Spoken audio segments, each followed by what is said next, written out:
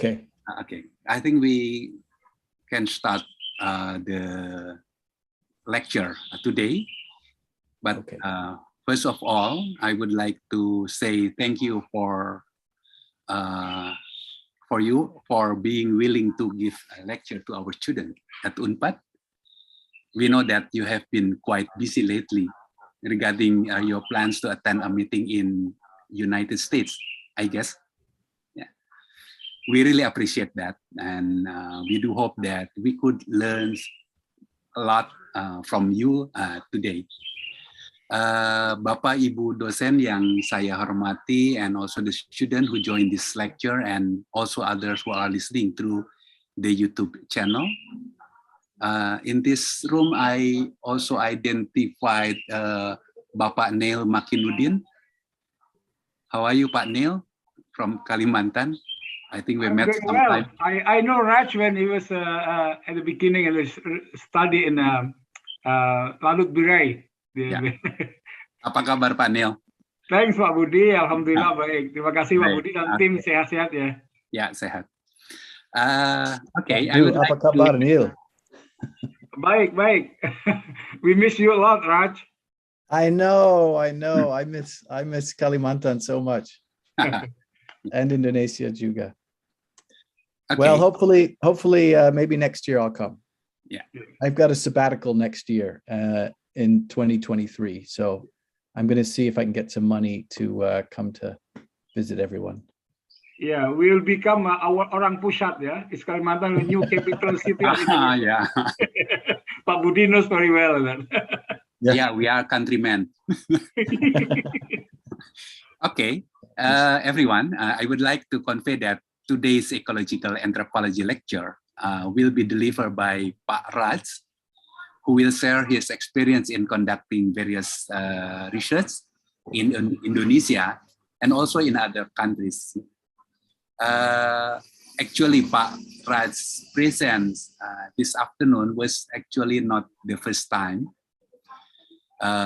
Previously, Pak Raj attended a webinar organized by the Department of Anthropology some times ago. I don't know, maybe 2 or 3 months ago. This afternoon, I think Pak Raj will convey his experience in conducting anthropological research with the presentations. Title, you can see the title, Conservation Along a Commodity Chains, Linking Causes and Solutions of the Trade in Caged Bird in East Kalimantan. Which is now Kalimantan Utara, so maaf. Yeah, in Kalimantan Utara, okay. Everyone's, I think, knows that Pak Raj is a lecturer, and I think becoming a professor in University of Kent in the School of Anthropology and Conservation. So everyone, let's listen to Pak Raj's lecture. Pak Raj, please have your time. Terima kasih banyak. Yes, so this is the first of 3 lectures. Next week, I'll be talking about research in Hawaii, and in 2 weeks, I'll be talking about research in India. But all 3 are about local relationships to the environment, and in many cases, we'll focus on knowledge as an important aspect of adapting to particular kinds of environments. And this week, I thought I would revisit some research I did a long time ago, but it seems very appropriate for the time that we're living in. I don't know exactly if this translates quite correctly is what I meant to say, but I do apologize. I had Kalimantan Timur, but it's now Kalimantan Utara. And so this research is about people's relationship to songbirds. Sometimes they're called cage birds, but really the reason they're being collected is for their songs. And as we'll see, well, that's one of the reasons anyway. So what I can do is I want to to contextualize this study of the trade in birds in in Kalimantan Utara, mostly in along the Kayan rivers and the Malinau rivers. So obviously, we've been living through COVID-19, the pandemic. And of course, we know that there's a lot of controversy about what's caused this pandemic. And one of the theories, of course, is that perhaps a pangolin or some other creature, wild creature that was traded into the markets of Wuhan in China. There was COVID, the coronavirus leapt from that species to something that humans consume. And that is raised a lot of issues about the trade in wildlife, not just in Southeast Asia, but around the world. And questions about, also the threats to tropical forests, where many of these potentially dangerous diseases sort of hide out. So with greater deforestation and encroachment into these areas, humans are becoming exposed to potential diseases. Now, I always worried about that in Kalimantan myself, going into caves in the middle of Kalimantan, because I was slightly afraid that bats or something might have diseases that I might catch. But in any case, I survived. So luckily, nothing like that happened. But there were occasional pandemics of diseases that swept through the kampungs of Kalimantan. Often chickens, ayam, would just drop out of the trees onto the ground. There'd be a pandemic, or there'd be a pandemic amongst the dogs, the hunting dogs, and even pandemics amongst people. And so it is a kind of part of life for people across the world. So this raises the question of, why do people trade in wildlife? So that's one of the contexts I want to examine today. What are the causes of people's engagement in the trade in songbirds in Kalimantan? That was my main research question. So that's one context. The second context relates to ecological anthropology itself, which we can think of as the study of the sort of ecological relationships that people have with their environment. Some of the earliest studies focused on communities in a very bounded way, because that was quite simple. You could just take one community and investigate their relationships to the environment. And some classic studies like Roy Rappaport's or Julian Stewart's early studies did that. And the community was really bounded and kind of static. And we realized that this was not a good representation of what really happens. Of course, people, then we had innovations in ideas like historical ecology or political ecology. And both of those were in a response to this problem of trying to somehow limit the study for practical purposes, of course, but realizing that actually communities change over time and they have a history, and that is important, but also they're connected. Communities are connected to each other through exchange and through trade. And so even a small community like where I lived in Pujungan for many years is connected to the rest of the world through trade. Rattan, sarang burung, garu. All of these things are traded out of the forests and into the rest of the world. And goods come back in, of course. So we know there is trade and exchange. And it's important because knowledge, goods, people are traded and exchanged. And that allows people to survive. It allows them to buy things that they couldn't produce locally. It increases the sort of social safety net, and it reduces the risks associated with things like drought, fire, and other kinds of events, natural hazards that might occur. So again, this is an important reason for studying trade.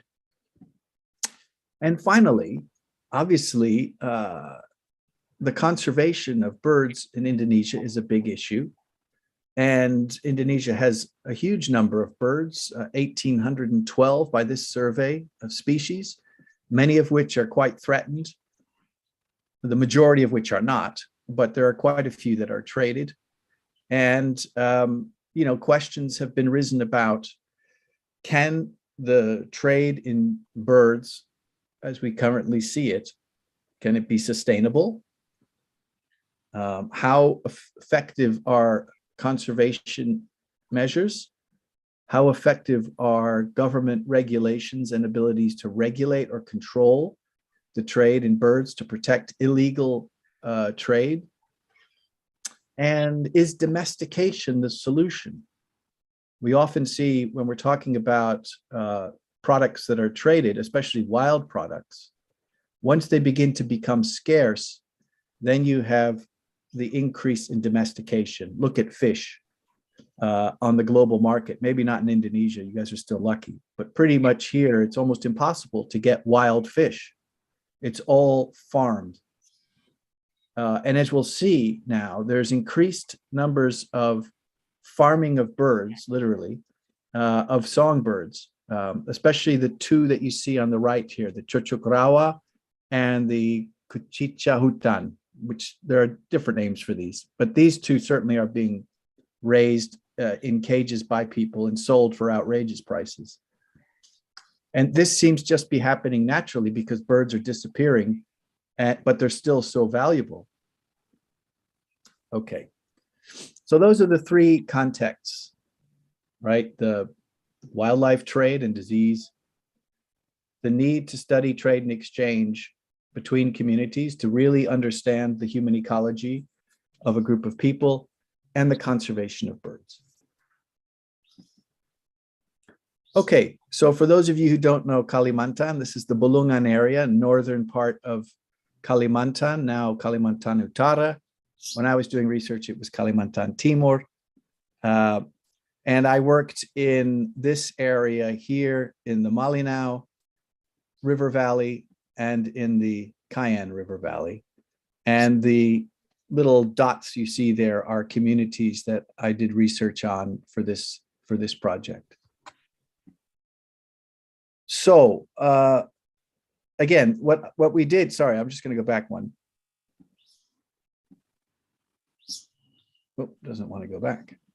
Let's see here. Okay, so what we did is surveyed birds in the communities and in the various towns along the river,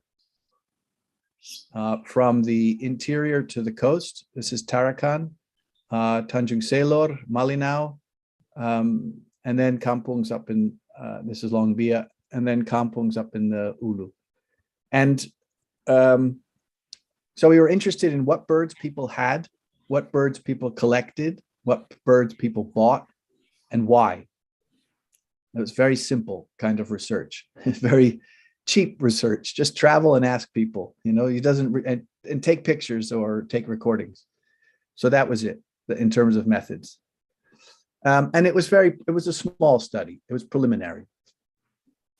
Anyway, if we look in the records, in the archives and in the historical records or ethnographies, we find a lot written about birds in Borneo.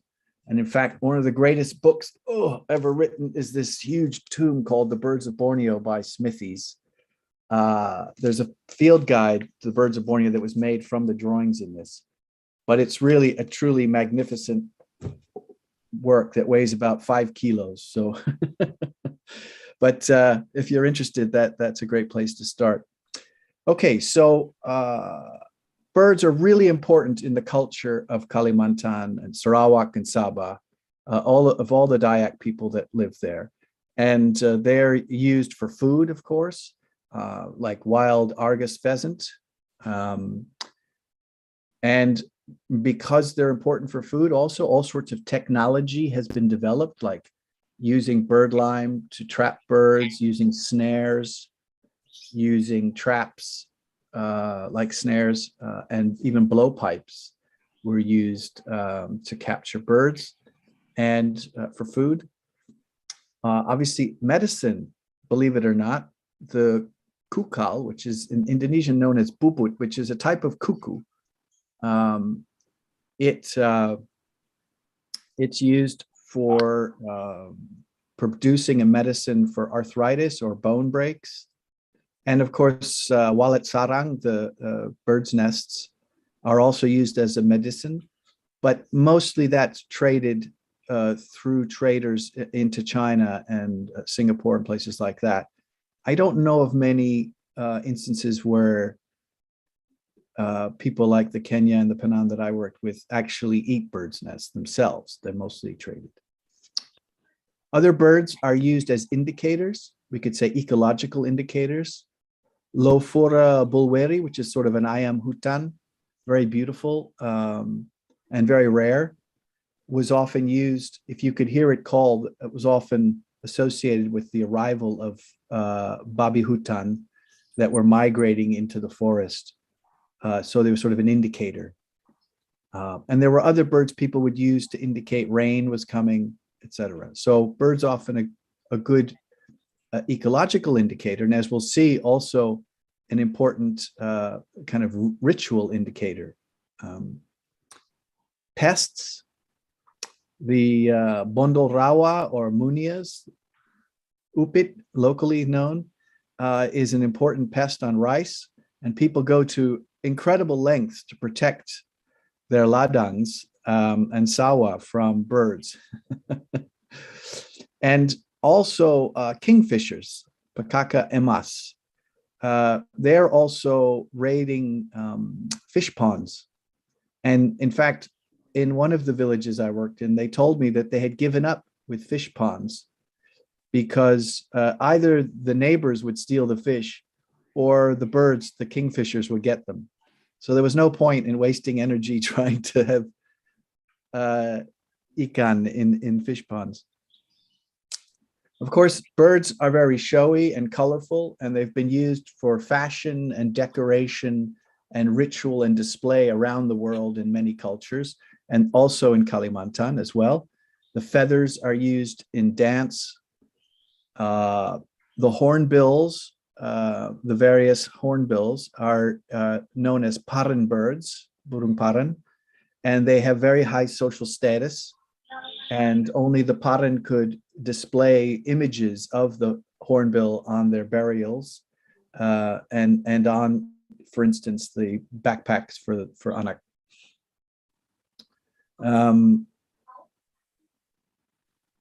And some of the hornbill's feathers, like of the what's the other one? Bucerus vigil, which is not the rhino, but the other long-tailed hornbill, has helmeted hornbill. Helmeted hornbill has two very long feathers in the back, and those would be given to warriors who took a head in head hunting in the past. And so again, they were a sign of success for young warriors. Charms, I don't know if you understand charms in Indonesia. I'm not quite sure what that is. It's like magic things. Some of the casks from the helmeted hornbill would be said to have magic properties, bring good luck. And of course, many live birds are captured and held as songbirds also for good luck. And of course, birds the images of birds are found in art and sculpture throughout the area. Of course, birds are famous as pets, live birds. And one of the most important things is in augury, burung pertanda. So there are Indonesia, Kalimantan, Sarawak, Sabah are famous for this.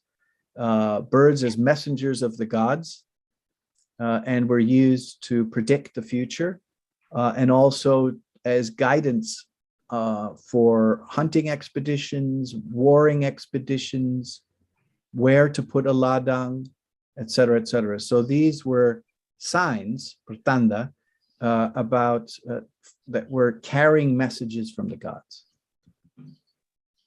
So here's some examples. Sadly, you can't hear that. But so the Argus, again, the large Argus pheasant, Kuau Raja in Indonesian, or Kuang. That was an example of a important food source. Then we have this is the kukal or bubut, which is used for medicine.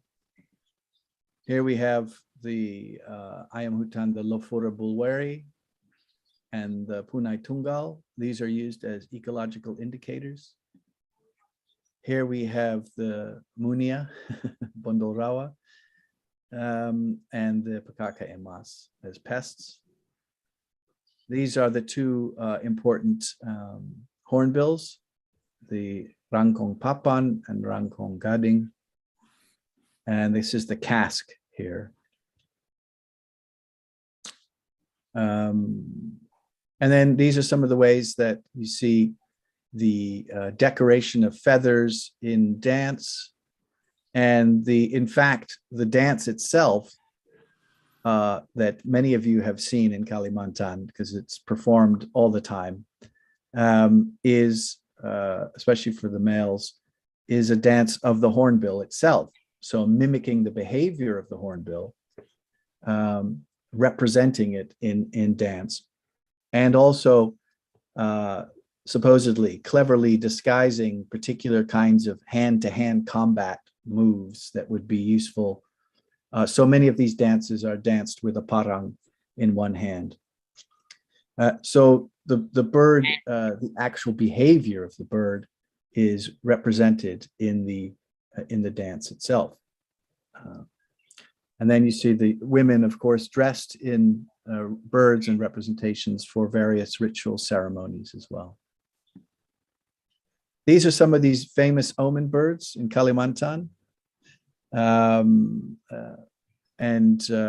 given you the Indonesian names that I could find, but of course there's so many different local names for these things. But you have the trogon, the crested jay, the Brahminy kite, the woodpecker, and the little spider hunter. All of these had different significances if you saw them.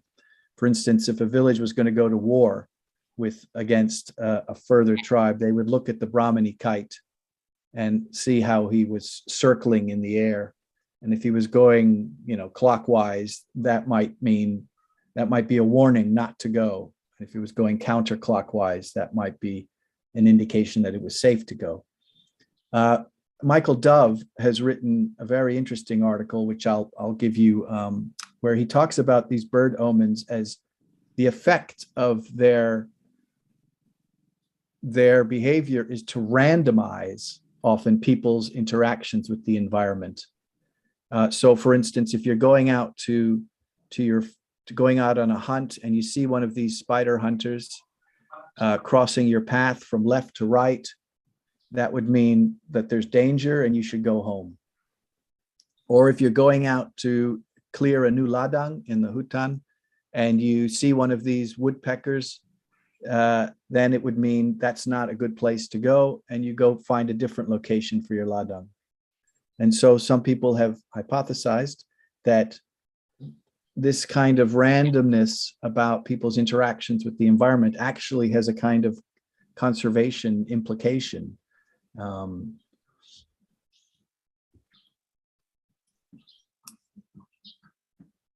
Okay, so what are the birds that we found when we did our study in Kalimantan Utara?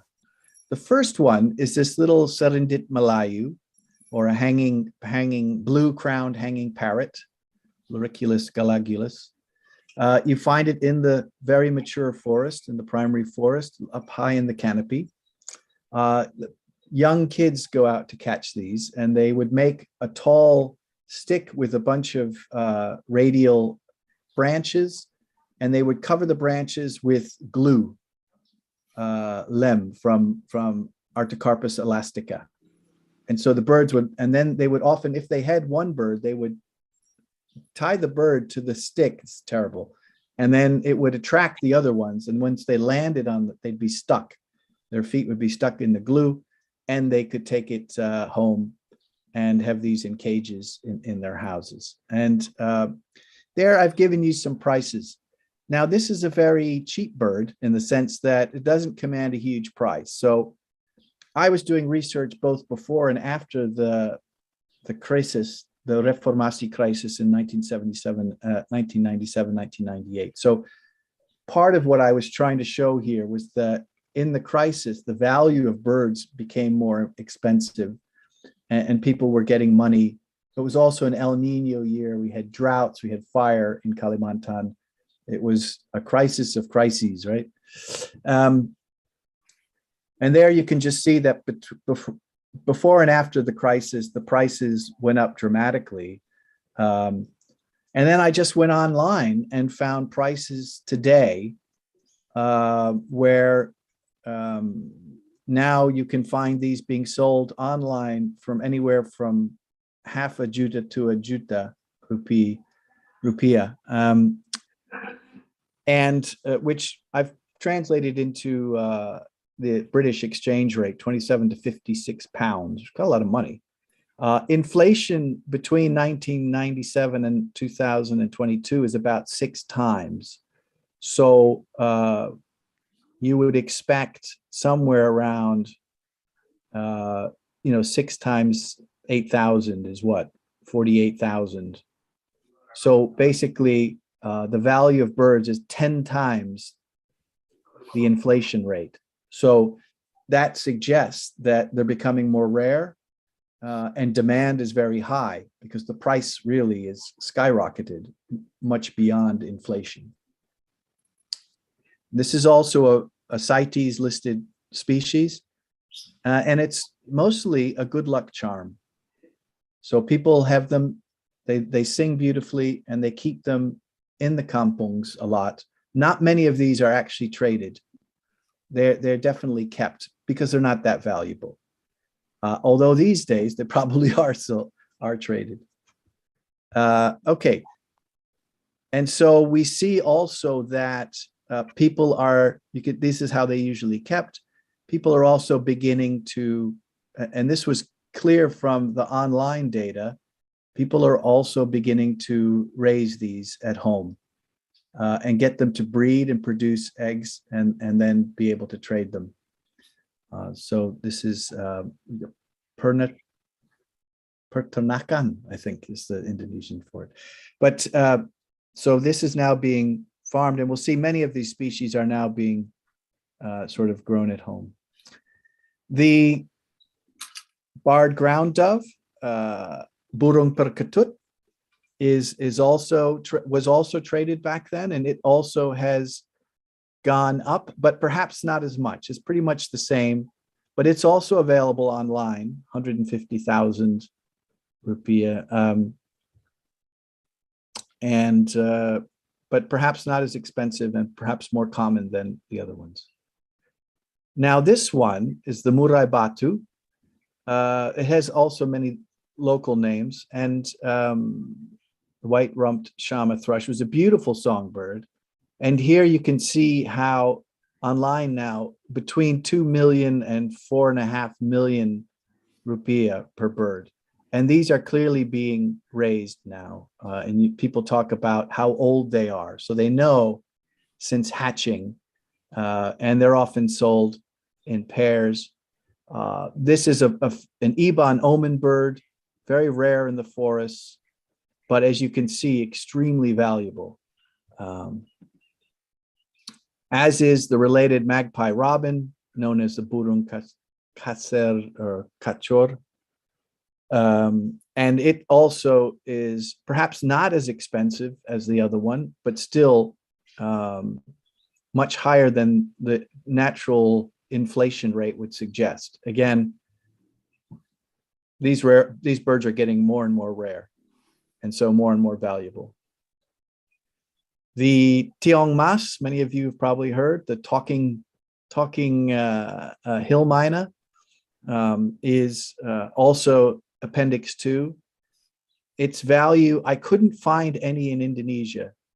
Interesting, but in Malaysia, you can find online between 500 and 700 ringgit, about 1.6 to 3.2 juta in Indonesian money, in rupiah.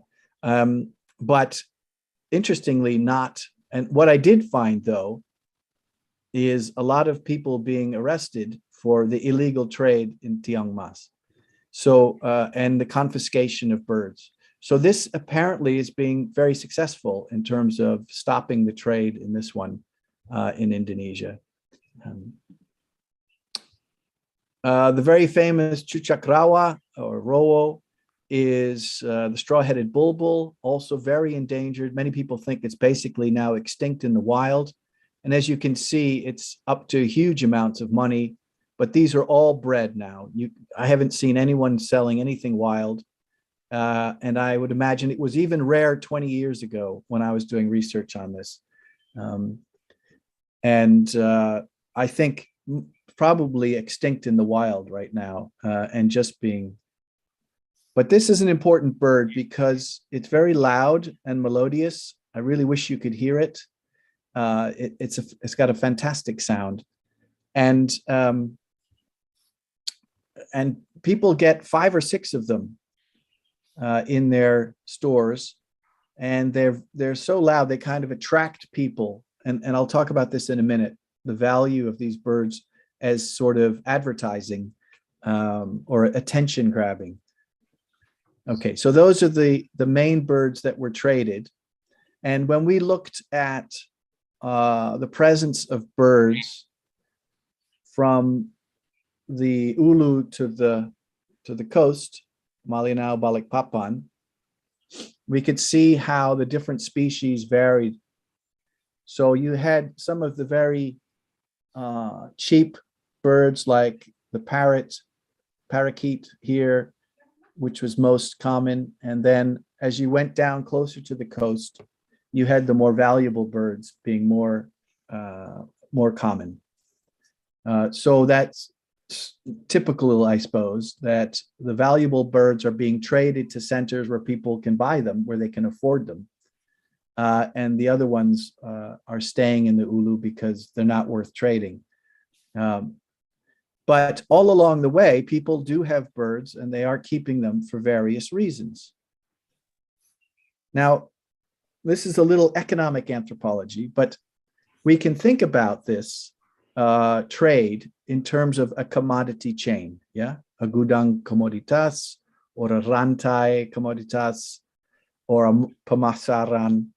And it goes on the left from production in the Ulu, that is the collection of birds, which get traded by traders downriver to various markets, small markets and big markets, and in some cases might be exported to a foreign country. But really what we were looking at was the trade was completely internal to Kalimantan.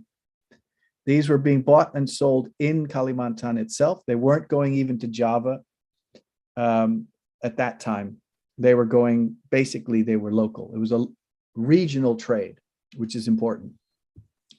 So when we look at this, we see that there are different kinds of people involved. For produksi, we have orang kampung, exchange, menukarkan, we have the big traders, and then konsumsi, we have people who live in Tarakan, in Balikpapan, in Malinau, who are either government employees or employees of companies who've got wealth, who've got money. So each of these groups of people are involved in the trade for different reasons. And this is the important part of the research here, is that why do people get involved in this trade? Okay, so in the kampungs, we found that the children like to collect the little hanging parrots for purposes of learning to trap, and maybe for a little bit of pocket money to buy sweets or noodles or books or whatever. But for children, it was a good experience, and they learned a lot about going into the forest, trapping birds, identifying them, making the bird lime glue. And so that's why they were involved. The adults were trading to supplement their cash income so that they could buy food during food shortages, to pay taxes, licenses, school fees, tithes to the church, so they could buy consumer goods like gasoline and herbicides. So, these were important. Birds were an important source of income for people, especially during the crisis. And so how did they catch the birds? Either casually through while hunting or traveling in the forest. They might see a bird, they might take it, they might capture it from a nest, or they might trap it with bird line. But sometimes there were purposeful collection trips, and they would take nets and cages and snares, and they would go out into the forest to collect birds specifically to be sold. But that might be also at the same time looking for garu, looking for rotan, going hunting for babi hutan, etc. So it might be combined. Very rarely did I see people going out into the forest just to look for birds. It was always in combination with other things. Okay, so the traders then. The traders, and if those of you who've been to Kalimantan know that there are many different companies and traders that go up and down the river bringing goods.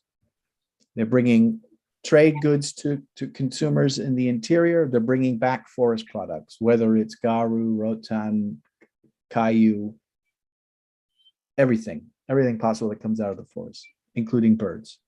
So traders are interested in the birds because they're another item that they can trade.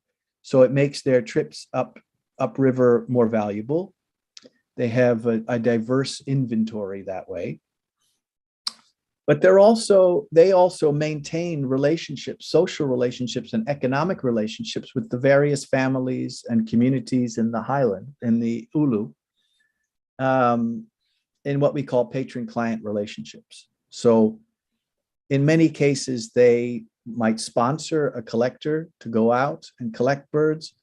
And also they'll be, so it's part of this relationship between traders and communities and collectors. Traders also use the birds as gifts. They may buy the birds from collectors and then give them to politicians or give them to friends or give them to people as a gift. And so in that way, they can build social capital. They may also just hang like the chuchukrawa outside their store.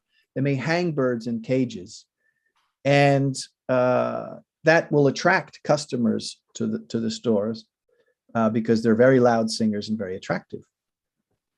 And then for other people, I think, a lot of these traders are Indonesian, Chinese Indonesians are mixed. And in Chinese culture and in Japanese culture, a lot of these birds are good luck. And so displaying birds is often considered and potentially useful in that way. Okay, so this buyers, people who buy, the consumers, konsumsi, they obviously like birds. They enjoy the songs, and they like to display and enjoy the songs too. Government officials, traders, people who are newly rich, they also find these birds potentially good luck. But some people like to raise birds. It's a hobby. They enjoy the songs. It's good luck. People also buy birds to attract customers to stores. They don't have to be traders. They can just be other people who have stores. And hanging birds out front is also for good luck, but also, again, to attract customers. And then finally, some people gamble with birds. There are these illegal song contests held. I think there's quite a few in Tarakan I know about. And maybe those of you who have been around more recently could tell me. But, like anything like the Balinese cockfight or like other kinds of gambling things, people bet on which bird is going to sing the most or best. And these are judged and people make money off this. Okay. And also, I mean, I would suggest that, and this is my anthropological hat now, that what a lot of these birds do is serve as a sort of sign of wealth and status. Obviously, because they're very valuable birds, people know how expensive they are. So if you can hang 5 or 6 of the, chuchukroa outside your store, that suggests you have a lot of wealth and status. So birds become symbolic of wealth and status. And, Kalimantan and other parts of Indonesia, the society is strongly hierarchical, and there is a strong desire to project that wealth and that status, whether it's through uniforms or through cars. Just like most societies around the world, there are items that are consumed because there are status items, whether it's driving a particular brand of car, or having a particular kind of house, or consuming certain kinds of products, going on holidays, etc. And birds, especially when people know they can hear from far away, these sort of audible indicators of wealth. Right. So that's one way to think about the causes of the underlying causes of why people buy birds. Okay. So you can see here that there are a variety. If we look at the produksi, the traders, and the buyers, consumsi, we see that there are a lot of different reasons people are engaged in the trade in wild birds. There are both material reasons for cash and immaterial or symbolic reasons for engaging in the trade. The supply of birds is provided by non-professional collectors, farmers, and foragers, who are in part looking to supplement their cash poor income, especially during food shortages. The demand is driven from wealthy traders, government employees, and the newly rich. Historically, as well as currently, there exists a regional and cross-cultural desire to denote social, political, and economic status through the display of birds. Okay, so what is this all? What are some of the consequences? Interestingly, I would suggest that as the meaning and the sacredness of birds like the hornbills and other birds like the augurs, the messengers of the gods, as the importance of those in terms of the belief system has changed, birds are more likely to be collected and purchased now. Whereas there were real restrictions, obviously, on collecting birds, and for non-aristocratic members of society, it was prohibited to hold images and birds like the hornbills. So I think as resource use has become more democratic, as birds are not as sacred as they used to be, this promotes, I think, also the collection of birds. And as I say here, the symbolic function of birds has shifted from being sacred to now being representative of wealth and political power. Okay, and as we know and we've seen over the last 25 years or so, many of these birds are facing extirpation, that's local extinction, and maybe extinction entirely. But they're still so valuable that people are still going out and collecting them. And at that time, there were many cases where I met collectors on the river with birds, and I said, and they were like, well, look, if I don't collect it, somebody else is going to come along and take that bird. And so, that's what we call discounting the future. So there's no There's no sense of security that if I leave that bird to reproduce, to nest and reproduce, that I can come back later and get a bird. No, you have to take it right away. And new species are becoming targets as alternative cash sources are eliminated with the continuing economic crisis, and new wealth is created through the decentralization of government spending, as there is an increase in informal logging. So that was, in the late 1990s, that was what was a problem. But still now, we are seeing, in fact, the increase in the not only more different species of birds being traded. If you go online, you'd be surprised, but also the beginnings of a whole industry in domesticating these wild birds, raising them in cages and selling them for outrageous amounts of money. Okay.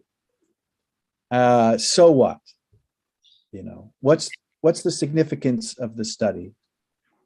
I started this talk talking about those three different contexts of wildlife trade, ecological anthropology, and conservation. So I would say that one of the most important consequences here is the approach that is looking at the causes why people engage in this trade, which follows along from Pete Vida's event ecology or causal analysis methodology that he developed over many, many years of work beginning in the 1980s in Kalimantan, looking at deforestation. And his methodology was to focus on events like somebody buys a bird or trades it or collects it, and to ask questions about why that occurs. And so that's the methodology I've used here. It makes a lot of sense in this case. It's quite clear what the event is. Somebody trades a bird, and we can ask people why and what led to that. And for those of you who might not have known this, Pete passed away in January of this year at the ripe old age of 91, 92. And he was still working on the causes of Indonesian forest fires, which is a project that he began around 1997 after the big fires in central Kalimantan and Kalimantan. So that's a methodological significance of this study, that is using causal analysis to better understand why people engage in wildlife trade. The second significance, I would say, is from a conservation point of view. This is trade within Indonesia and within Kalimantan itself. And these can also have significant consequences for the survival of local populations of wildlife. So while there's a lot of focus on the international trade, which is governed by CITES, often we forget that even the local trade can have a significant consequence.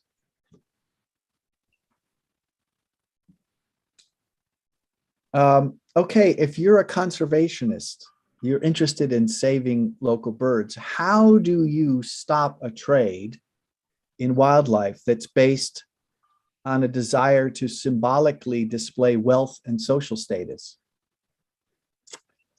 Presumably, and this is interesting because our relationship to the environment is not just material, it's not just for money. And yes, if it was just for money, yes, perhaps you could give payment for ecosystem services, right? You could give money to the communities and tell them, please don't collect any more birds. And that would satisfy the reasons that they go out to collect birds, which is for cash. However, people want to buy and display birds. They want to gamble with them. They want to do other non-material things with birds. They want to have them for display and for enjoyment. And perhaps that requires a very different strategy for conservation than simply paying people not to collect birds. Finally, with regard to COVID-19, what can we learn here to apply to better understand the causes of pandemics where diseases are said to have jumped from wild species that are traded into urban markets. Again, we've identified many of the different kinds of people involved in this trade in this commodity shed, from Ulu to Kota, and from the hutan to the pasar. And we've seen that different kinds of people are involved in this for different reasons. And so the trade in wildlife, perhaps the trade in species that might potentially carry deadly diseases, is much more complicated than we think. And stopping it involves dealing with perhaps these many different reasons that people engage in trade. Okay, and perhaps in the discussion we can ask and discuss this point more clearly, because there's been a lot of discussion lately about the wildlife trade and the pandemic, and you know, government responses and local responses, etc. So that's it. And here are some references, recent references on the trade in birds and songbirds in Kalimantan in Indonesia, and a few other things. With that, I will stop,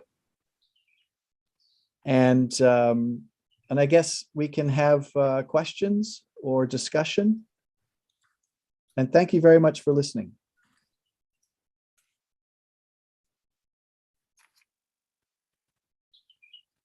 Okay, terima kasih Pak Raj. Thank you very much for the presentations. And I would like to a little bit explain to the students about the relations between your presentation and our lecture that have given to the student. Para mahasiswa yang saya hormati, kita telah mendengar apa yang disampaikan oleh Pak Rajendra Puri tentang bagaimana perdagangan satwa, khususnya burung yang menjadi burung peliharaan, cage bird tadi ya, di Kalimantan Utara sekarang. Mengapa perdagangan itu terjadi dan apa konsekuensinya? Saya kira kita sudah diskusikan, disampaikan oleh Prof. Ukan, Ibu Rini, dan saya tentang bagaimana antropologi ekologi, ilmu atau disiplin yang mempelajari interaksi manusia dan lingkungan, mempelajari bagaimana kebudayaan dihasilkan sebagai adaptasi, hasil dari adaptasi manusia terhadap lingkungan. Nah, kalau kita mendengar penjelasan Pak Raj tadi, orang-orang Dayak di Kalimantan Utara, if I'm mistaken, the Punans, Pak Raj ya? No, everyone. Semua. Ya, semua. Banyak Dayak di Kalimantan, Punan ataupun yang lainnya, mereka membangun hubungan yang mungkin dalam jangka panjang, relatif harmonis gitu ya, dengan lingkungannya.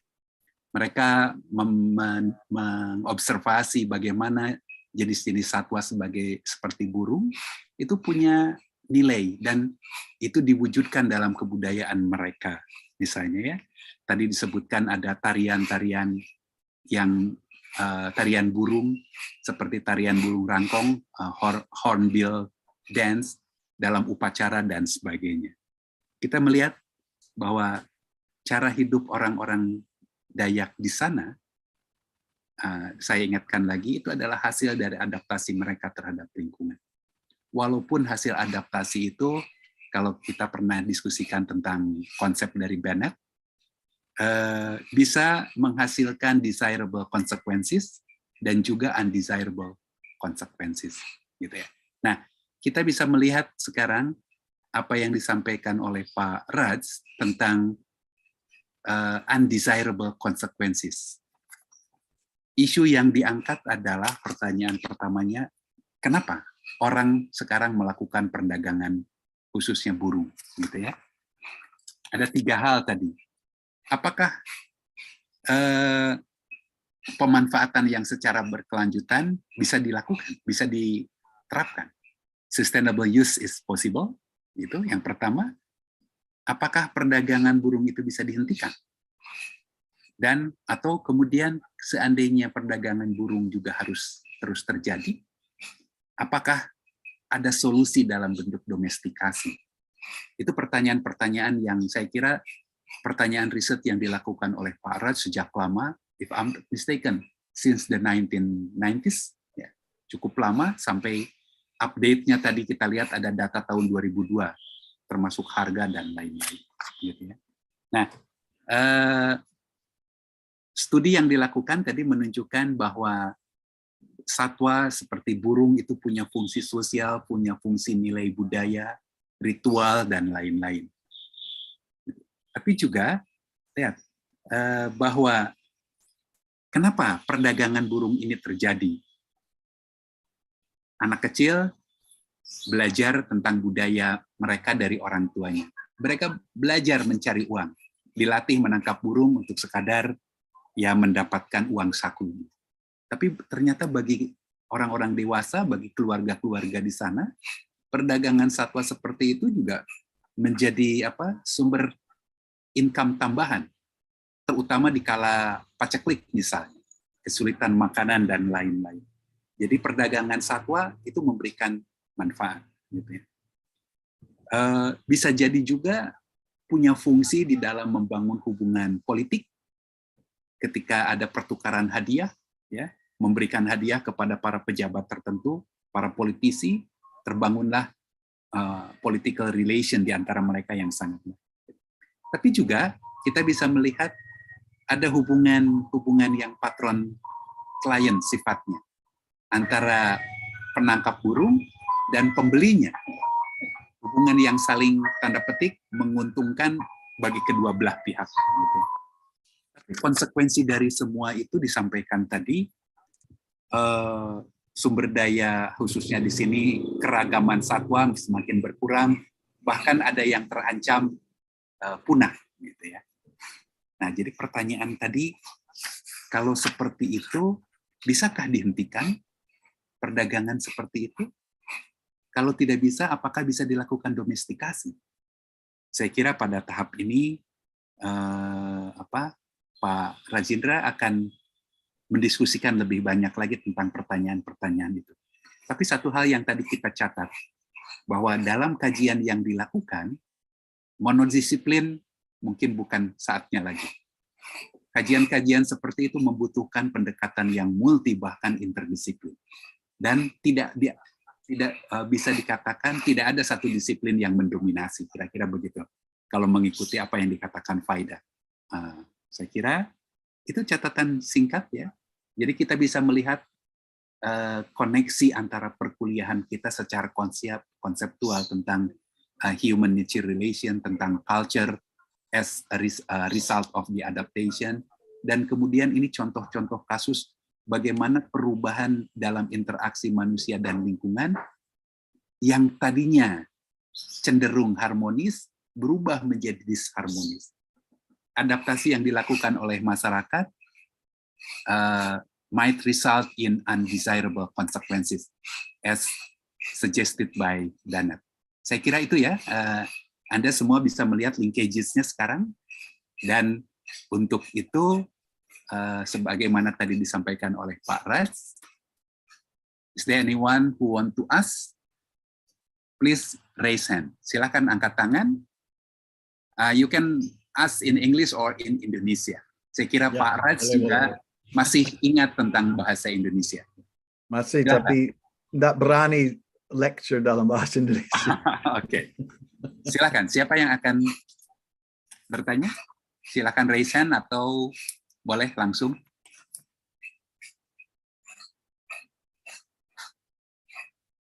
Pak Raj, di kelas ini bukan hanya undergraduate student, tapi juga ada master degree program. Good. Good. Yeah, I thought so. So I think it is not only about anthropology ecology, but to some extent we invite them also to discuss, to elaborate the discussions, perhaps to political ecology issue. Sure. I mean, this touches pretty much everything. Yeah. as far as I can see. It's a good. I think it's an interesting case because of that. Oke, silakan dari mahasiswa S1, Pandia, S2, Repa, atau mungkin Fahmi, atau yang lain. Silakan. Repa, silakan Repa. Well, thank you, Pak Budi. So, Prof. Rajendra, I just want to ask you about if the vultures or herring or scavenger, burung pemakan bangkai, become extinct, and will the spread of disease be the end of human life? Because the food chain cycle is not working. So this will be a lot of genocide. So what do you think? And then the second one is, I really excited with elang bondol because that is a mascot of Jakarta. So I remember about the report IUCN's International Union for Conservation of Nature. There is elang bondol. The conservation status is least concern. So what the next step after a conservation? Maybe some management with indigenous people, or need collaborations with government, non-government, NGO, or a lot of to keep or preserves biodiversity or elang bondol. So what do you think? Thank you so much. Thanks so much. Wonderful questions. Well, I don't think we have to worry about humanity. There's plenty of us around, but in terms of bird disease, but I don't know. I really don't know the answer to your first question. Really, we're not even sure really what the causes of COVID were, right? There's a good hypothesis, but no really great proof until China gives us the information, because they probably know, but they don't want to share that yet. But other things, I really don't think that we have to worry so much about diseases coming out that we can't deal with, because even in this case, we dealt with it very quickly. I think the science of viruses is pretty advanced, and our ability to produce vaccines very quickly is absolutely amazing. So I'm not too worried about humanity, but the consequences of this are like, well, we need to ban all trade in wild animals. That's one thing that's being said. But of course, a lot of people in Sarawak, in Kalimantan, and other places, they depend on the trade in wildlife for their income. And they may not be hunting things that are endangered. So there are some ethical issues about going too far in this response and trampling on the rights of people who depend on these things. We know we have a lot of problems with domesticated animals, whether it's cows or goats or sheep, et cetera, producing methane that's contributing to global warming. So there is a strong movement against consumption of animals, and maybe that will affect wildlife trade as well. But, there are wildlife restaurants in Sarawak and other places in China where people pay a lot of money to eat wild things. And so it's still a very high status, prestigious thing. And so that's hard to counteract. It's like, tiger bones or rhinoceros horn. There's a huge, incredible market for it. And so those animals are just doomed. I don't see, there are even people already trying to domesticate these things or produce substitutes. But the real thing, the wild animal, is still so valuable, so expensive, that people are willing to pay for it. And then the status that you achieve by having consumed those things is very high. So now about the bird of Jawa, which one is it? The bondol? I think if it's least concern, then it's not a worry. It's not threatened, which is good. But I don't know. It's a great topic for research. What's the status of the bird in Jakarta? why do people have it? What are they doing with it? You know, one of the funnest or most interesting places to do research on ecological anthropology is in a market, whether they're trading plants or they're trading animals.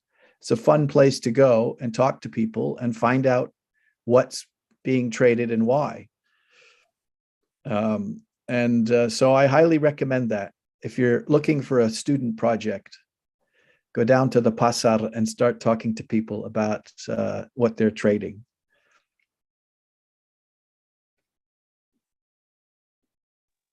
Okay. Anyone else? Repa mau Yeah. lanjut?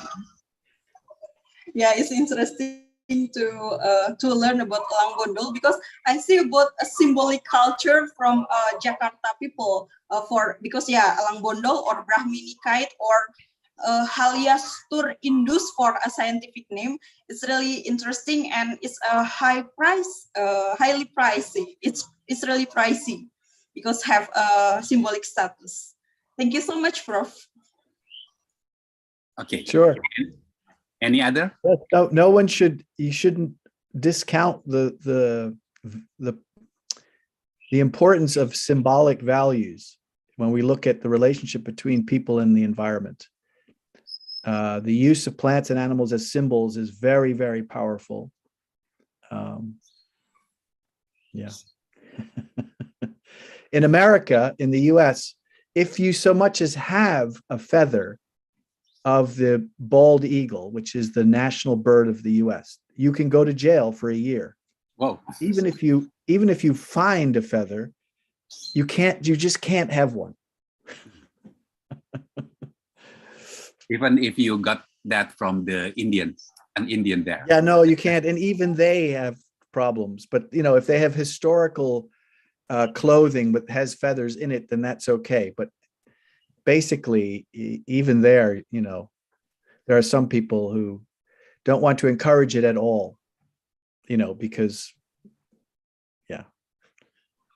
Anyway, Okay. So the power of symbols, as all anthropologists know, is very significant, especially animals and plants. Yeah. Okay.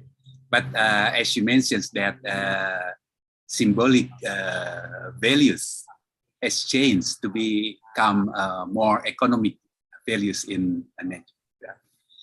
Okay. Yeah. Is there any other who wants to ask to Pak Raj? Anindito or any other? Don't be shy. Don't be shy. Silakan pakai bahasa Indonesia juga boleh. Boleh. Anin.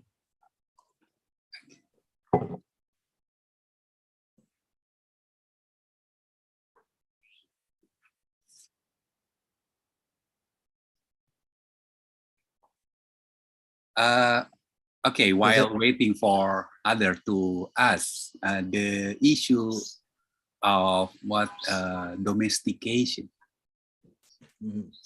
perhaps in practical to some extent, some people or even the government thinks about domestications of a wildlife in order to fulfill the need of the market. To some extent, although the government allow the people, they can sell, they can trade the wildlife if that wildlife was produced by themselves, let's say, domesticated by themselves, and then they can sell. For instance, like the problem of pangolin. It is not only in Kalimantan, but also in here, in West Java, close to Bandung, that the hunting of pangolin is still occurring. The people think that because of the high price of the pangolin, then they keep hunting the pangolin. Yeah. The government, the police, sometimes raise the community who conducted hunting. And what do you think about the if it is unstoppable, then is it okay to do domestication, then trade the domesticated wildlife? I mean, it's going to happen by itself. Oh, okay. I think, I'm sure if you go online, you find all these people in somebody's backyard or on a farm, just raising birds and selling them on the internet. It's almost unregulatable, and yes, I suppose this is what happens with valuable items that get scarce.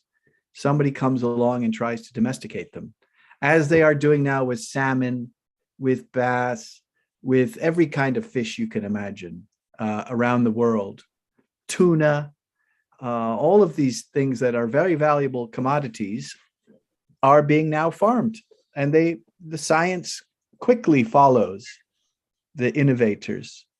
And just like you have crocodile farms, which I remember there's a big one in Tarakan I used to go visit all the time.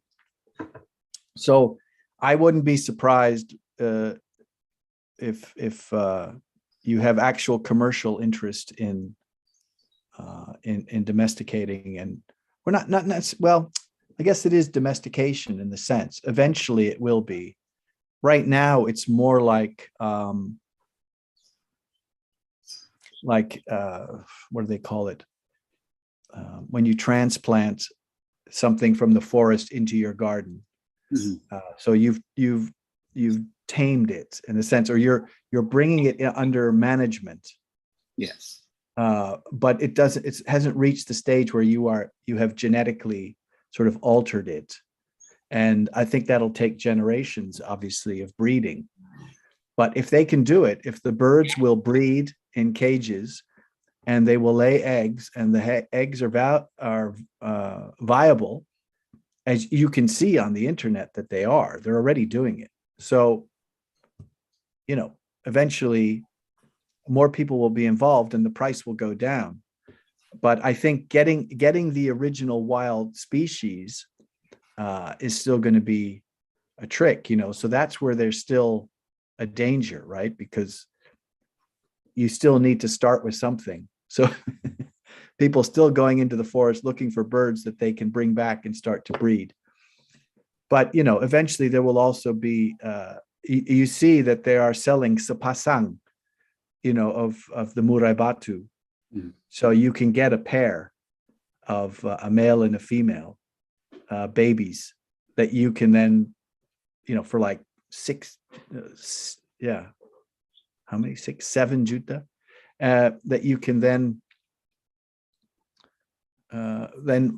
raise yourself in a cage. So the beep is out there now.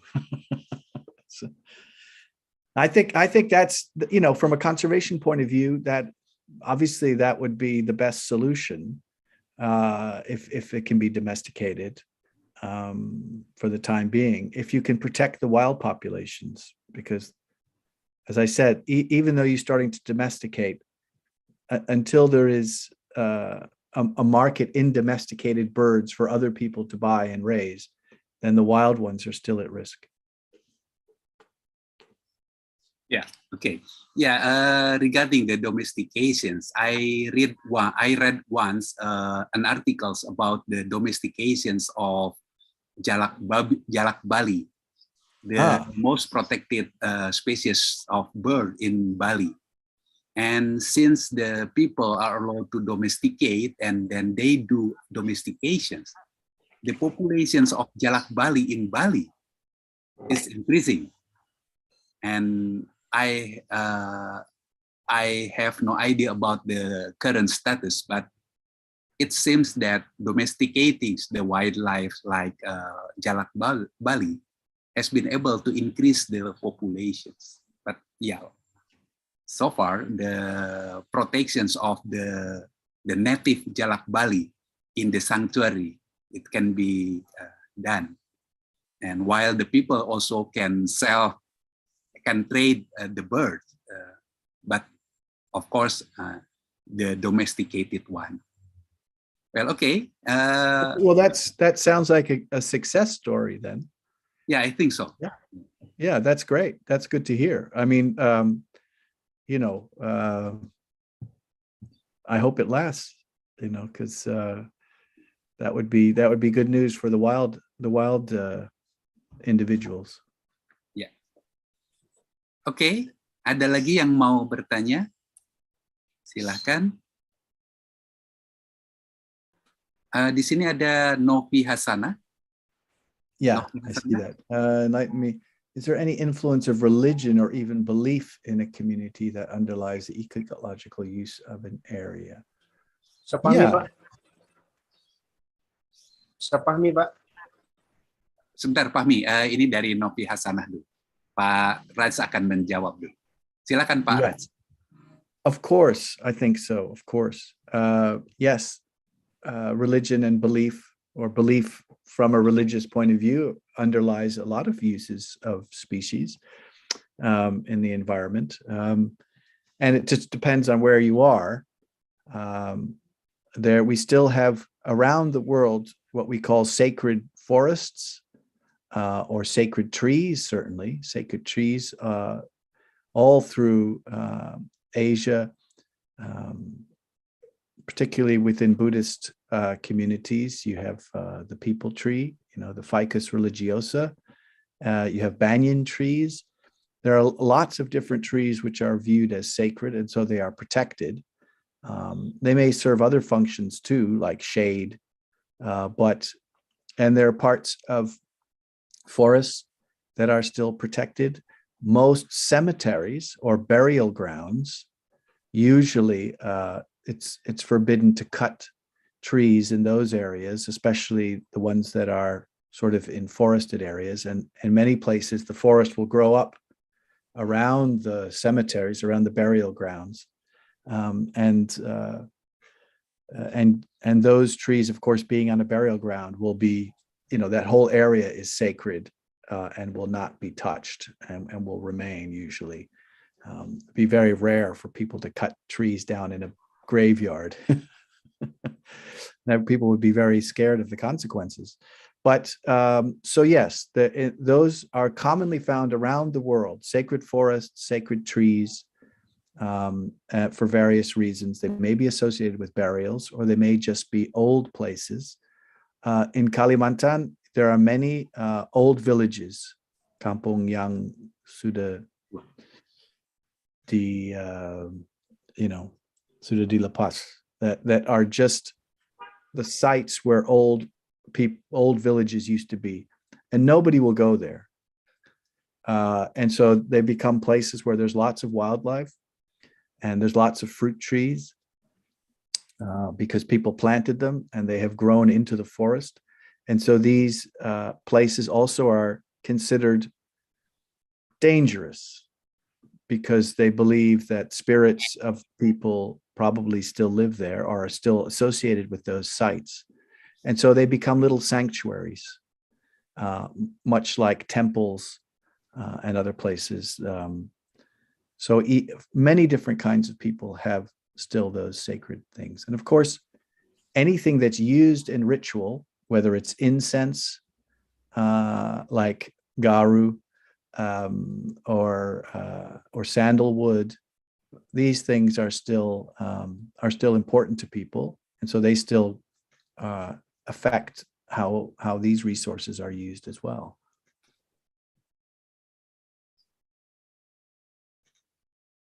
And the last thing is that belief often underpins prohibitions, so taboos.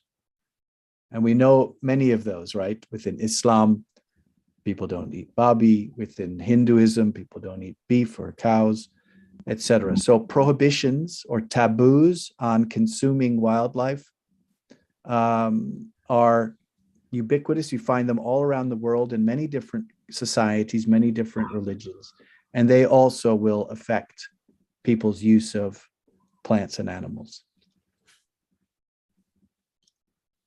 Oke, Pak Fahmi, silahkan.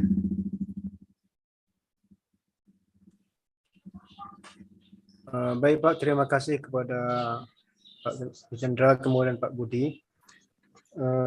Ini ada dua hal yang ingin saya sampaikan. Pertama, sejak saya kecil ya, saya mengenal namanya burung but-but. Ya.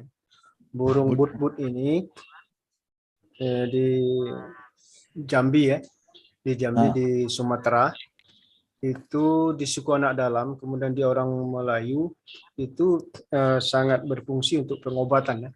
Sampai sekarang ada minyak but-but namanya, minyak but-but yang berfungsi untuk obat gosok kalau ada terkilir, kemudian kalau ada keseleo, kemudian ada hipertensi dan ini diperjualbelikan minyak burung but-but. Nah, burung but-but ini di hutan ya, kemudian ditangkap dan dibunuh untuk dijadikan obat. Nah, ini tadi tidak dijelaskan fungsi burung dalam hal pengobatan, untuk pengobatan. Nah, tapi ada burung tertentu seperti burung but-but ini berfungsi untuk pengobatan. Nah, jadi dia tidak hanya untuk status sosial kelompok tertentu, tapi dia berfungsi untuk pengobatan. Nah, ini tidak belum dibudidayakan yang seperti ini. Nah, kenapa fungsinya lain ya untuk pengobatan? Nah, saya ingin respon dari Pak Dijartan bagaimana fungsi burung, apakah banyak burung-burung di dunia ini untuk pengobatan seperti burung but-but ini. Nah, kemudian bagaimana perlindungan terhadap keberlanjutan burung but-but ini di masa yang akan datang. Nah, itu satu. Kemudian yang kedua, dunia internasional, kemudian negara seperti Indonesia itu kan memiliki taman-taman nasional, taman-taman nasional yang dipergunakan untuk perlindungan satwa-satwa baik itu burung maupun yang lainnya. Nah, ini acap kali gitu kan kecolongan bahwa negara tidak kuat untuk memberikan perlindungan terhadap satwa-satwa ini, sehingga masyarakat setempat tidak melakukan penjagaan terhadap taman-taman nasional tempat burung ini berlindung. Nah, ini menjadi hal yang sangat penting juga untuk kita lihat kan bagaimana intervensi negara untuk melakukan perlindungan bersama masyarakat terhadap taman-taman nasional ini. Karena di taman-taman nasional ini itu banyak sekali memang satwa-satwa yang masih ada. Tapi taman-taman nasional ini terus dimasuki oleh masyarakat setempat. Kalau memang hutannya tidak bisa diambil, tadi satwa-satwanya diambil, diburu, kan? Nah, untuk diambil dan diperdagangkan. Nah, kemudian yang berikutnya, satwa liar ini bukan hanya untuk kelas elit ya, di kelas-kelas yang di desa saja, itu juga mereka mengambil untuk diperlombakan, burung-burung ini diperlombakan kecantikan suaranya. Bukan hanya kecantikan wajahnya, tapi kecantikan suaranya itu diperlombakan. Nah, masyarakat-masyarakat yang ada komunitasnya, nah ini juga menjadi dorongan orang untuk masuk ke hutan mengambil satwa-satwa liar seperti itu. Nah, bagaimana pandangan Bapak terhadap hal yang seperti ini? Nah, terima kasih. Assalamualaikum warahmatullahi wabarakatuh. Waalaikumsalam. Waalaikumsalam. Pak Res bisa menangkap atau? Yeah, I understand. There aren't many, hasn't been much research done on the uses of birds as medicine untuk perobatan. Although I did mention a couple here, obviously the consumption of birds' nests in China is the biggest, isn't it? I mean, that is considered a very potent medicine, even though it's consumed as food, but food as medicine, right? So and the kukal that I mentioned, Kalimantan, that also very similar. You make a minyak like as in Sumatra. So I'm not surprised about that. But I would say that perhaps birds consumed for food, but also having a medicinal purpose, in other words, for good health, is probably more common. But really, I don't know of much research on the use of birds as medicine per se. even in my research in Vietnam, I remember we went to several shops where, you know, a lot of animals in pickled, you know, in minyak, in oil, and then you'd buy just a little bit to drink. And there's a huge pasar for this in northern Vietnam and in China, I imagine. But I don't recall seeing any birds. It was things like turtles and lizards and snakes and bears and mammals and things like that, and plants. But I don't recall ever seeing any birds.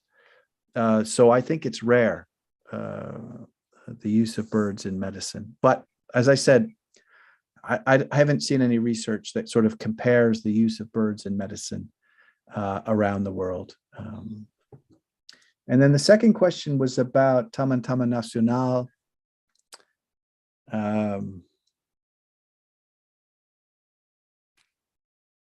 Obviously, you know, the Taman-Taman Nasional, like Kalimantan in Kalimantan Utara, which I was associated with for many years as we did research to establish it, you know, is huge and very difficult to police and to care for. And I think, you know, the communities, the masyarakatan kampung-kampung di sekitar itu, they are the most important protectors of that area, and they should be compensated, or they should be, and I know many of them do anyway because it's their land, is to kind of patrol it. And I think for many areas in Indonesia, I think more the role of communities in protecting these areas is absolutely crucial for the future. You know, there's only so much a government can do. There's only so many people that can be employed to look after absolutely huge areas where it's very difficult to get around. I suppose now you can use drones, though. I wish we had had drones when I was doing field work. It would have been so much easier. But in any case, you know, the use of drones in surveillance of protected areas is becoming very common. I wouldn't be surprised if Indonesia has or is already using them. You know, small ones. You don't need to use a big drone with a gun on it. But yeah, I would imagine that that they're still being used. And the other point was about, the perlombaan. Yeah, that's true. That is true. I think all kinds of people are involved in these song contests and the gambling with birds. So that's true. It's not just the elite who are involved in this kind of perlombaan. So thank you. That's a good point to make. But I don't know how extensive this is anymore. It seems to still be, when you look online to buy birds on some of these sites, they will say, this is a championship bird, or this bird sings beautifully and will win you lots of money.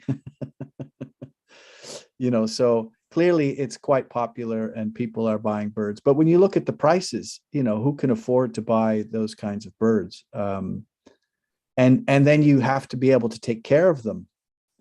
I had a student who did her master's project on the Cayenne River, working with people to find out what kind of knowledge they had about taking care of birds. You know, how do you? And she found out that so many birds die on transit from the interior to the coast because people don't know how to look after them, and the birds are in shock, so they won't eat or drink. So there's all this knowledge associated with managing cage birds and ensuring that they live, that has to go with the domestication of the birds and their trade as well. You know, so that's a whole nother aspect of this work, this research, which would be great to have more people looking at. Okay, I hope I've addressed some of those issues that Pamani made. Okay. So regarding the second questions, one important thing is, as you mentioned, that there is a need to develop a collaborations between government and local community in order to protect the Taman Nasional and other conservation area. But of course, the people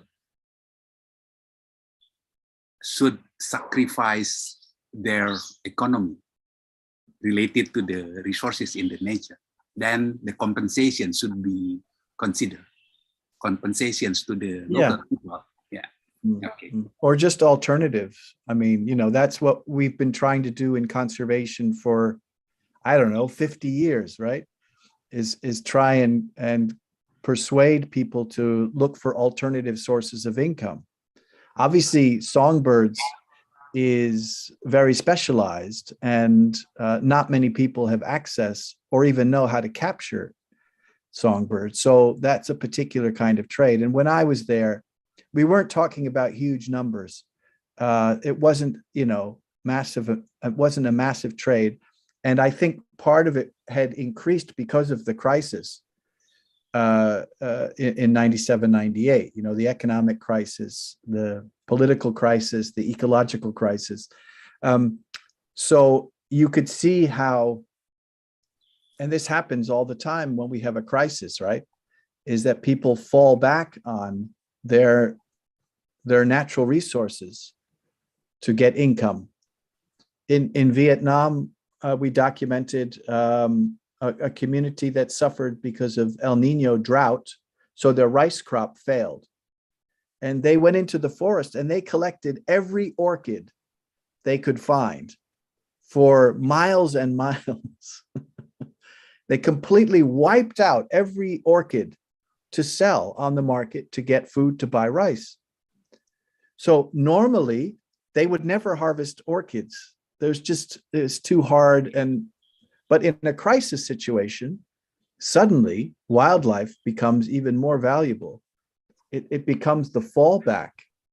And this is something that needs to be considered, because people can be completely sustainable year in, year out, but then a crisis hits and wham, the forest and all of its wildlife gets hit really hard.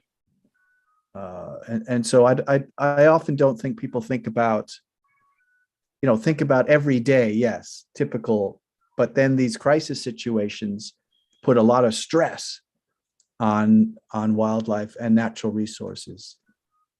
I still remember people, digging up golf courses to plant food in 1997, 98 in Bogor. I still remember this, because people needed food and they needed a place to grow it. Or cutting down trees in protected areas to sell the timber because they didn't have any income. So in a crisis situation, nature always suffers. You just have to hope that it's not so irreversible. Okay, thank you very much, Pak Raj. Fahmi is currently conducting a study on the suku anak dalam in Jambi. Oh, in relations to the consequences of palm oil development on different communities like indigenous people, the transmigrant from Java, and also the Malay in Sumatra. wow. Well, that sounds important. He's trying to compare the impact of the palm oil development on different communities with different culture. That sounds very interesting. I hope he writes a book I can read. Yeah, I do also hope that Fahmi Are you using visual anthropology, visual methods as well in your research, Fahmi?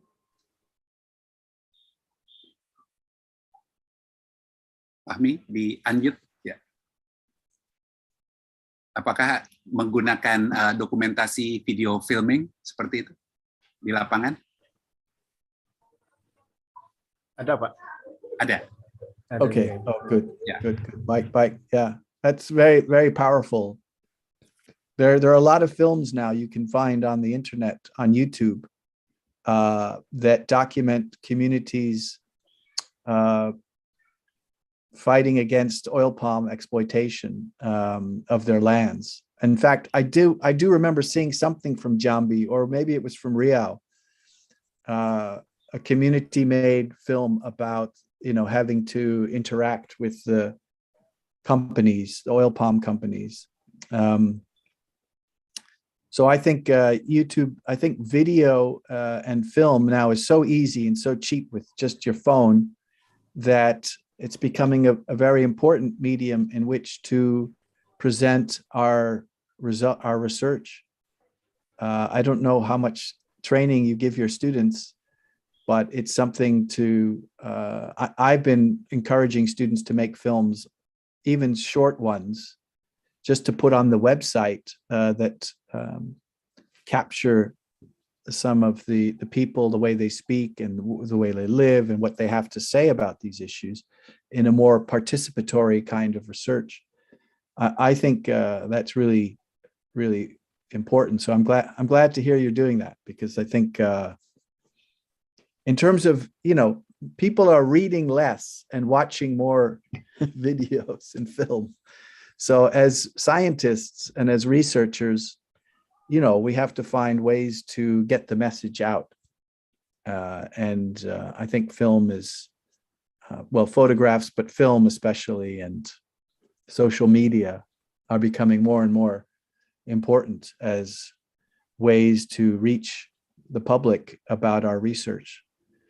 So, I encourage students as well to be creative in the way they find ways to get their messages out. Oke, terima kasih Pak Raj. Saya ingin menegaskan sedikit barusan yang dikatakan tentang video filming dan lain-lain terkait dengan riset, ya. Kita sudah bicarakan di dalam kuliah metode kualitatif tentang bagaimana mendokumentasikan. Apa yang disampaikan oleh Pak Raj barusan itu adalah salah satu bentuk penyajian data di dalam metode. Tidak hanya dengan naratif dan lain-lain, tapi dengan video, dengan film pendek, tapi juga itu sangat berguna. Sometimes the informations get by the people from video is, let's say, more powerful than the narrative text. Saya kira itu. We still have others, someone who raised hand and who wants to ask you, Pak Raj. Silakan, Hana Fairuzamira. Terima kasih sebelumnya Pak Budi. Selamat sore. Nama saya Hana dan saya ini sebenarnya bukan dari Unpad. So I'm a postgraduate student from JICE actually, but I don't think we ever meet Pak Rajendra. So hello. Hello. So I'm from Indonesia and currently I'm doing research on hutan desa. And it's in Merabu, Kalimantan Timur, and with TNC as the NGO facilitator. Sorry, say that again. The NGO. TNC, the Nature Conservancy. Oh, TNC. Okay, fine. Yeah, good. Yeah, and it's really interesting. I've been following the last questions on how alternative livelihood kind of important for keeping people not protecting the environment and everything. But what I see from my preliminary findings is that even though the village has hutan desa, currently they're still feeling like they're not in a well-being level well enough, so that they still want to plant palm oils as a smallholders. And that's really interesting because they feel like even though they have electricity, water, facilities and infrastructure in their village now, like roads, because the village was so isolated, the only entrance was the river, the Lai River to be exact. and now they have like a big road coming to their village. They have the alternative livelihood from the ecotourism, but apparently because of COVID and everything, they recover really slowly and they feel like they need more income. Also, like every family, they have more than 2 kids, and now they're trying to, put their kids in school, so they need more income. So yeah, what happened now is like they have the tendency to, feel like we need some palm oil in our life. So it's like quite frustrating in my opinion. I don't know. What do you think about it? Thank you. Yeah, tough one. Again, crisis situations, nature often suffers. If COVID, et cetera, means that people are desperate for alternative sources of income. But in general, yes, Hutan Desa is a great idea. And until the community decides they don't need it anymore and they're desperate for income. So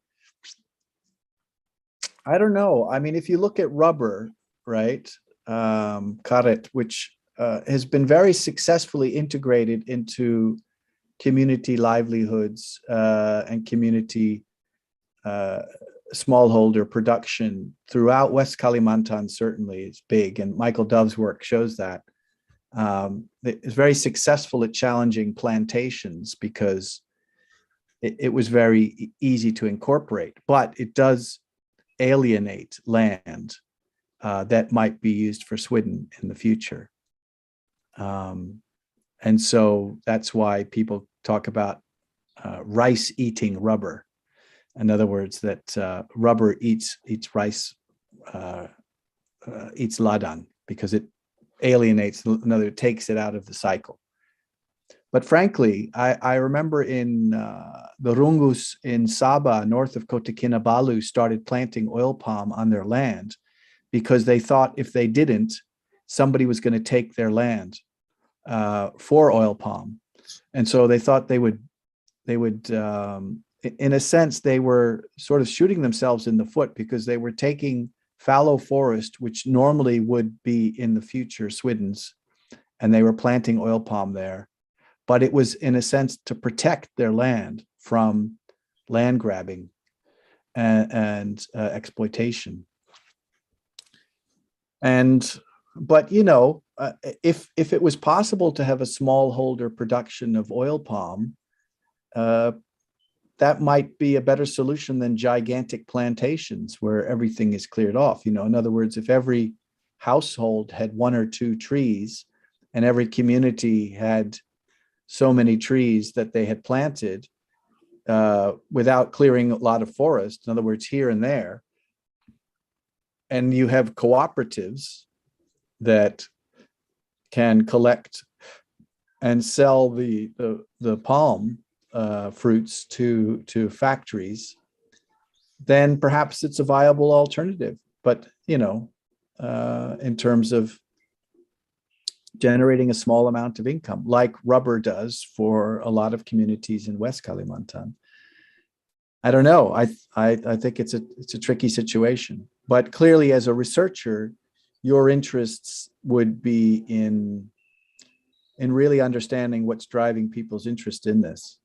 And as I said, there can be many different reasons that people engage in trade or engage in, say, oil palm. So as a researcher, I think that would be of interest.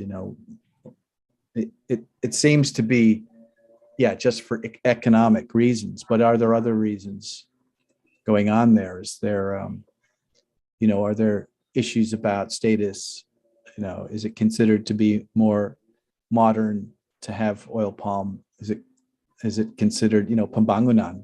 Is there a certain status or associated with this kind of development that perhaps also underpins what people are doing? I don't know, but sounds like fascinating work. And, good luck with that. Okay. Pak Ras, we still have about 14 minutes before 5:30 in Bandung time. Okay. We still have also Someone who wants to ask you. Ibu Budiawati Supangkat, silahkan. Ibu Wati?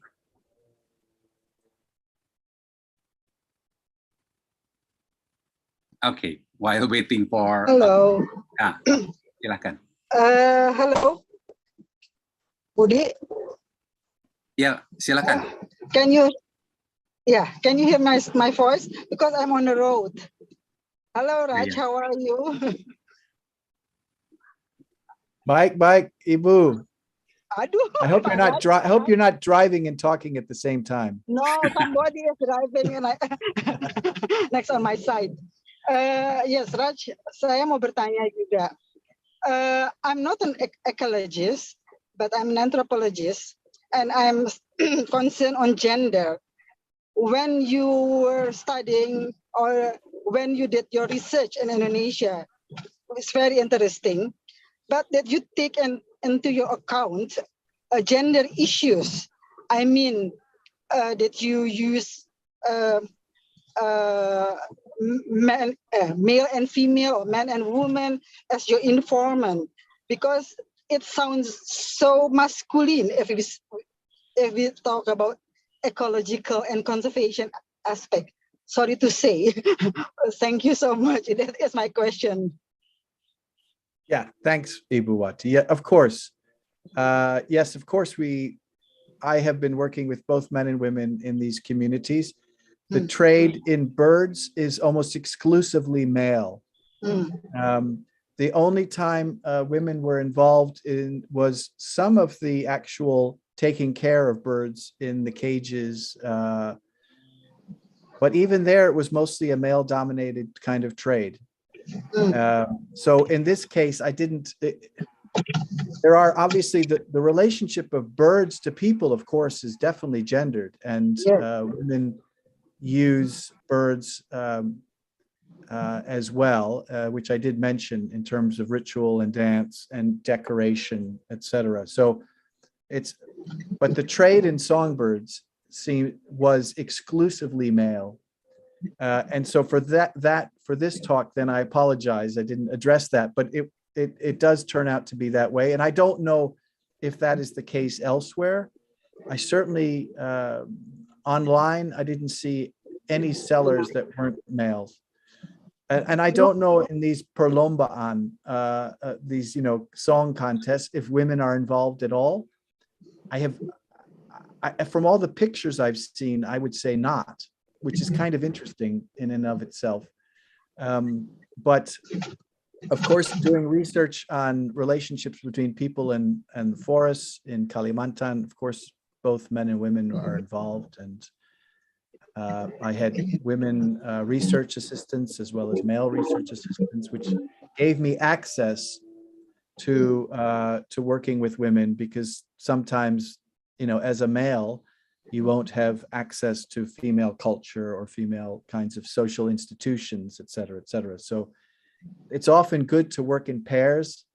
I think that's the ideal thing. If you have a partner that's male or female, then that gives you access to both sides of society. And some societies are very difficult to cross those gender boundaries. Right. I think in Kalimantan, less so. In Kalimantan's very, Dayak society is very open, and it's much easier to talk to people from both. If you're a male or female, is not a problem in interacting. But I will say perhaps more of a disadvantage was when I did initial research, was my age, that I was, 25 or something. So people kind of treated me like a child most of the time. both men and women. So sometimes it was difficult to have people taking you seriously. But this is something that you, over time, you can adapt to. But I think it's a very important point. Obviously, men and women's reasons for being involved with wildlife or trade are going to be different. and maybe involving different species, different kinds of activities, etc. And I think they have also a different opinion about Yeah, things, because they are not only living with the old tradition, but there is something new coming. And my opinion is in situation. And as far as I know, I follow Johan doing research on a birdie contest. Badui. Bird contest, male is dominant. They are the one who in charge, but their wife, their children, girls also accompany the father or the husband, and so they have experiences, they have opinion, and that is, I think, important. If we do research and then ask also their wife or the female. I mean, what do you think? Oh, absolutely. I completely agree with you. I've never actually been to one of these perlombaans, and I would love to go sometime and Yes, see what later it's on, about. when you are in Indonesia 2023, then we will do that. Okay, good. Thank you. Thank you. Farah. Thank you, Wati. That's absolutely a very important point to make for everyone. And thank you for reminding us. Okay, so you're welcome. Drive safe, and my best to Johan as well. But keep your eyes on the road.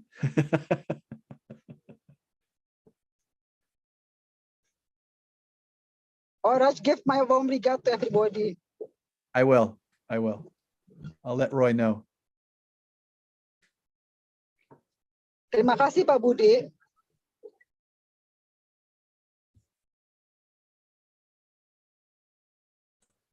Pak Budi masih di Budi, unmute. you still mute. Sorry. Terima kasih Ibu Wati, Pak Johan.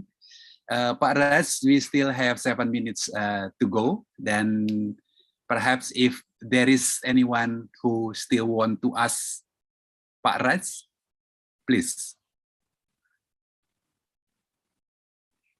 Tidak ada? Anindito dari program S1? Oh yeah, I think that was an excellent lecture, but I don't have any question at the moment. But I do find it interesting how caging birds or the beliefs of birds as good lucks or charms is not only found in Borneo but also in Java and Sunda as well. So yeah, I do think that that's very interesting. So yeah, it's not only found just in a certain part of Indonesia, but it just seems more general, I think. Yes, I'm sure that's right. I think almost universally birds are often viewed as good luck charms, and valued for their songs in an aesthetic sense as well. But certainly, I think some places perhaps more than others. But good to know that. I wouldn't be surprised. Unfortunately, I haven't been able to study the use of birds everywhere in Indonesia. So, but thank you for that. Oke, Anin, ada mau melanjutkan? Atau cukup? Yeah, I think that was it for me. Thank you again for the lecture and presentation. Thanks for listening. Okay, Pak Raj, I think it seems that the lecture times have to have run out, and perhaps we have to end today's lecture. I believe that everyone's agree with me that you presented an interesting issue regarding the human nature relations, about the human culture, and also the conservation issue. After listening the lecture. I hope all of you, the audience, got new insights about the applications of ecological anthropology lecture in practical setting. Yeah, we will again listen to the next lecture next week from Pak Raj, still from Pak Raj, with a case from Hawaii. We do hope that we could widen our knowledge about the human nature relation. Okay. Look, for next week, there is a video online called Pele's Appeal. I will send an email about this. And it would be great if people watched it before the lecture on Thursday. But I will send it to you today, the link, so that you can pass that around to all the students. It's about a 20-minute film made by the native Hawaiians. It's called Pele's Appeal. It was made by the native Hawaiians to publicize to the public about the threats to their forests on the Big Island due to energy development. Okay. And it's an interesting film, and it talks a lot about the Hawaiian traditional relationship to the forest. And I think it's great background and also quite provocative for people to see ahead of time. So I will send that link. Please, you have a week, give it 20 minutes. It's not so difficult to understand if your English is not that great, but I think it's pretty self-explanatory. Okay, then you will send the link of the film? I will, and a little message, yeah. Okay, thank you very much. Thank you all very much. Yeah. And for your great questions, and look forward to seeing you next week. Okay, terima kasih Pak Raj. Thank you Pak Raj, and good evening to